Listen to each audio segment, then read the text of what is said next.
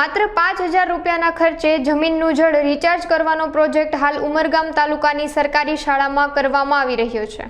ઉમરગામ તાલુકામાં હાલ ઘણા વિસ્તારોમાં જમીનની જળ ઊંડે ઉતરી ગયા છે, ત્યારે સામાજિક સંસ્થાએ માત્ર 5 થી 6,000 રૂપિયાના ખર્ચે વરસાદી પાણી રિચાર્જ કરવાનો પ્રોજેક્ટ શરૂ કર્યો છે।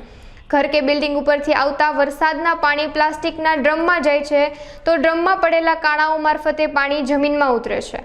हाल आ वोटर रिचार्ज प्रोजेक्ट द्वारा शाळाना बाळकोने आवनारा कपरा समय माटे समजाववामां आवी रह्या छे। जो कुमारशाला में हमने ग्राउंड वाटर रिचार्ज का एक प्रोजेक्ट किया है, जो बहुत ही कम लागत में हो जाता है, जिसमें सिर्फ एक ड्रम की ज़रूरत होती है जिसमें हमने छेद कर रखे हैं। और आप जैसे पीछे देख रहे हैं, उस सेटअप के द्वारा हमने छत का पूरा रेन वाटर जो है वो कलेक्ट करके ज़मीन के अंदर में उसका आउटलेट दिया है, जिससे क्या होगा कि ग्राउंड वाटर की लेवल जो है वो मेंटेन रहेगी, एक इकोसिस्टम बनी रहेगी।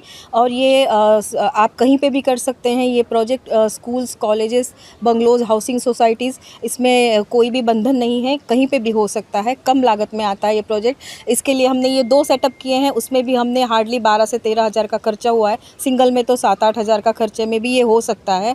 मैं इनरव्हील के माध्यम के थ्रू ये गवर्नमेंट तक पहुंचाना चाहती हूँ कि इस तरह के प्रोजेक्ट्स कंपलसरीली पूरे राज्य में चलाए जाएं, जिससे कि बच्चों को इसका महत्व समझ में आए, सोसाइटी को इसका महत्व समझ में आए और इससे आने वाली जनरेशन को इसका बेनिफिट मिले। Thank you. आज आ प्रोजेक्ट थयो छे एना माटे अमने बहुत खुशी थाय छे।